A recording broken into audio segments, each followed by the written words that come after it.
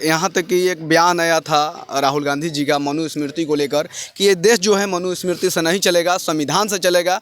इसके बाद में वर्तमान 1 से 2 दिन हुआ अभी मुक्तेश्वर जो शंकराचार्य हैं उनका बयान आता है कि अगर जो राहुल गांधी हैं माफ़ी नहीं मांगते हैं तो उनको हिंदू धर्म से निकाल दिया जाएगा। तो जब तक आप इंतज़ाम नहीं करेंगे, ये एक तरह से बन गया है कि ये सरकार बिल्कुल अयोग्य है और अक्षम है। और इन्होंने यही नहीं, चाहे आप हमारी आर्थिक व्यवस्था देख लीजिए, जो बेरोज़गारी फैली है, जो मुफलिसी है, जो गरीबी है, यहाँ निवेश हो नहीं रहा है और लोगों की बचत जो और कम होती जा रही है, लोग कर्ज़े पे जी रहे हैं। आर्थिक असमता, ये बड़ी बदकिस्मती है हमारे मुल्क की कि जाति प्रथा है यहाँ पर अभी भी है। तो उस वक्त जो संकल्प लिया था कि इसको मिटा देना है वो भी जारी है, इसलिए इस लड़ाई को हमें आगे ले जाना है।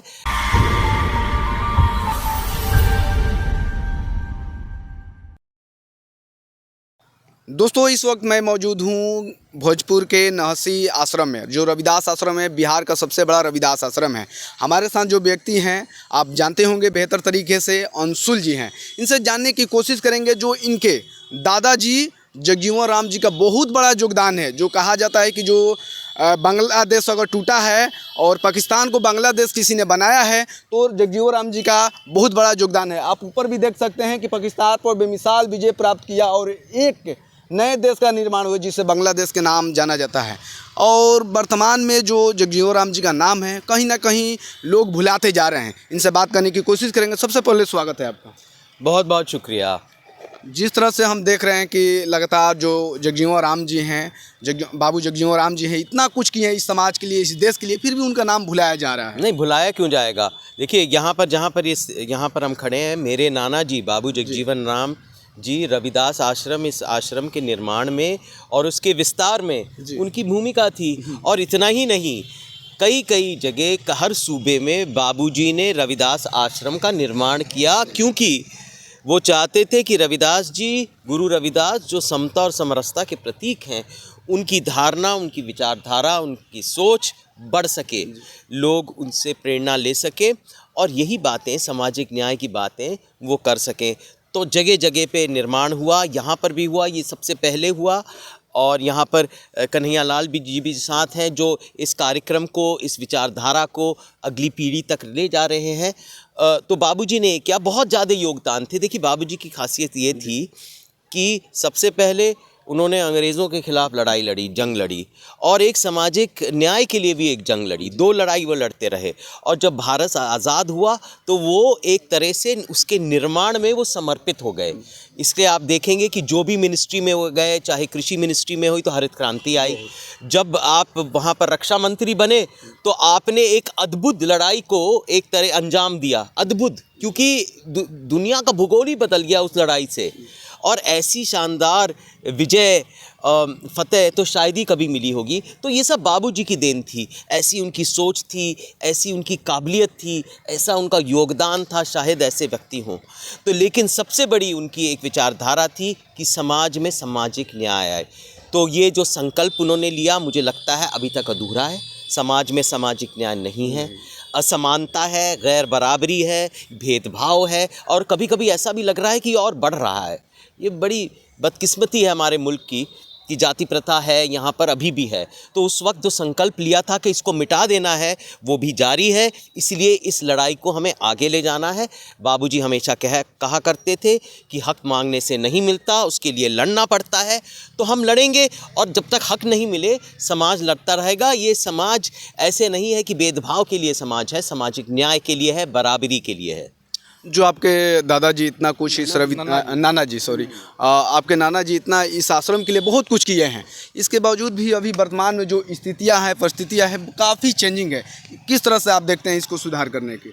नहीं, देखिए वहाँ पर बाबूजी तो अपना जो कार्य था वो करके चले गए। सब जगह उन्होंने आश्रम बनाए, समाज सेवा पे समर्पित थे, जन कल्याण में। तो उनका तो योगदान तो बहुत ज़्यादा है। तो अब अगली पीढ़ी को उन्होंने जो बनाया है, उन्होंने जो संवारा है, उन्होंने जो निर्माण किया है, अगली पीढ़ी को ले जाना है। और मेरा परिवार, मेरी माँ हो चाहे मीरा कुमार जी, देखिए बाबूजी का गांव यहीं पर बगल ही में है। देखिए ये इनकी चंदवा है, ये उनकी जन्मभूमि है। कर्मभूमि भी सासाराम है जो इधर से है, जहाँ से मैं आ रहा हूँ। उन्होंने बहुत चीज़ों का निर्माण किया, आगे बढ़ा के ले गए।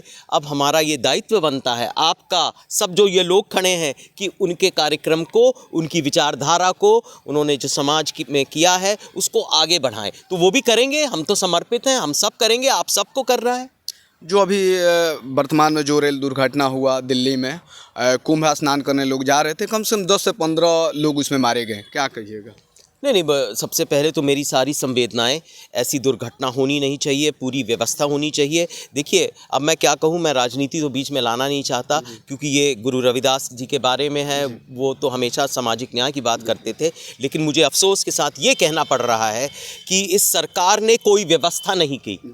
ये तो कह दिया और ये तो बोला कि आप जाइए, यहाँ पर आपके लिए सारी सुविधाएं हैं, सब कुछ हमने इंतज़ाम किया है, लेकिन कोई सुविधा नहीं थी। और इसलिए आप देख रहे हैं कि जो ट्रेन स्टेशन पे जो हुजूम दिखाई दे रहा है, जो भगदौड़, जो रश दिखाई दे रहा है, वो इसलिए कि उन्होंने व्यवस्था और इंतज़ाम नहीं किया। और जो स्टैम्पीड हुआ कुंभ में भी उन्हीं की वजह से। तो जब तक आप इंतज़ाम नहीं करेंगे, ये एक तरह से बन गया है कि ये सरकार बिल्कुल अयोग्य है और अक्षम है। और इन्होंने यही नहीं, चाहे आप हमारी आर्थिक व्यवस्था देख लीजिए, जो बेरोज़गारी फैली है, जो मुफलिसी है, जो गरीबी है, यहाँ निवेश हो नहीं रहा है, और लोगों की बचत जो और कम होती जा रही है, लोग कर्ज़े पे जी रहे हैं। आर्थिक असमानता बहुत तेज़ी से बढ़ रही है। आप समझिए कि ये लोग ये कहते हैं कि अंग्रेज़ों के ज़माने में जो गैर बराबरी थी, जो एक तरह से फासले थे अमीरों और गरीबों के बीच में, वो आज हैं। तो बस फ़र्क फिर क्या हुआ? बाबूजी ने समाज के लिए किया, उन्होंने नौकरी दी, उन्होंने लड़ाई जितवाई, वहाँ पर हरित क्रांति लेके आए, उन्होंने समाज के लिए पूरा योगदान था। ये जो उन्होंने किया, इस सरकार ने उसको बिल्कुल विकृत करके छोड़ दिया है, और इसलिए ये हालत है। तो ये तो एक तरह से एक उदाहरण है उनकी अयोग्यता का, जो हो रहा है कुंभ मेले में। देखिए, एक आस्था का स्थल है, लोग बड़ी आस्था और उम्मीद के साथ वहाँ जाते हैं, और देखिए अगर जहाँ पहुँच भी नहीं पाए तो फिर क्या हालत हो सकती है? कौन से सपने दिखा रहे हैं आप, कौन से वादे कर रहे हैं? शर्म की बात है। कहा जा रहा है कि जो देश में जातिवाद है लगभग ख़त्म हो रही है, आरक्षण बंद कर देना चाहिए। और इसके बाद में देखते हैं कि घोड़ी पे चढ़ने पर मार दिया जाता है। अभी तमिलनाडु में जो घटना हुआ है, बुलेट पर चढ़ रहा था दलित लड़का, महंगा बुलेट पर, उसको दोनों हाथ काट दिया गया। देखिए, बड़ी शर्म की बात है, जाति प्रथा अभी भी है। सरकार ये बार बार कहती है कि ऐसी व्यवस्था लाएं जहाँ पर एक तरह से मनुस्मृति की जो बात की जाती है वो सरकार करती है, और बार बार ये कहा गया। और एक तो चुनाव में जो 400 पार का नारा था, वो इसीलिए भी था ताकि हम संविधान को बदलें, उसमें संशोधन लाएं और आरक्षण को ख़त्म करें। यही उनका नारा था। देखिए, मैं आपको एक उदाहरण देता हूँ और ये सच्चाई कैसे है। NCERT किताब में, पाठ्यक्रम में जाति प्रथा का वर्णन ही हटा दिया है। तो उनका तर्क ये है कि जब जाति प्रथा ही नहीं थी समाज में, जब प्राचीन काल में, तो फिर आरक्षण की क्या ज़रूरत? तो वो आस्ते आस्ते इस तरह से वो पाठ्यक्रम को बदल रहे हैं, इतिहास को बदल रहे हैं, और ऐसी व्यवस्था और ऐसी प्रचार कर रहे हैं जिसमें आरक्षण की ज़रूरत नहीं हो। और उसी तरफ जाति प्रथा और भेदभाव और बढ़ रहा है। तो देखिए विडंबना, वो ख़त्म करना चाहते हैं और यहाँ और बढ़ रहा है। देखिए, यहाँ पर वो बिल्कुल अयोग्य रहे कुछ भी करने के लिए। यहाँ पर समाज में तनाव है, भेदभाव है, नफ़रत फैला रहे हैं, और दूसरी तरफ आर्थिक व्यवस्था भी ठप हो चुकी है। मुझे लगता है कि जो नोटबंदी थी, एक आर्थिक प्रहार था हमारे मुल्क के ऊपर, और उसके बाद हमारा जो मुल्क है वो कभी उससे उभर के आ नहीं पाया। आप कांग्रेस के प्रवक्ता हैं, और यहाँ तक कि एक बयान आया था राहुल गांधी जी का मनुस्मृति को लेकर कि ये देश जो है मनुस्मृति से नहीं चलेगा, संविधान से चलेगा। इसके बाद में वर्तमान 1 से 2 दिन हुआ, अभी मुक्तेश्वर जो शंकराचार्य हैं, उनका बयान आता है कि अगर जो राहुल गांधी हैं माफ़ी नहीं मांगते हैं तो उनको हिंदू धर्म से निकाल दिया जाएगा। नहीं, वो कौन होते हैं कुछ कहने वाले?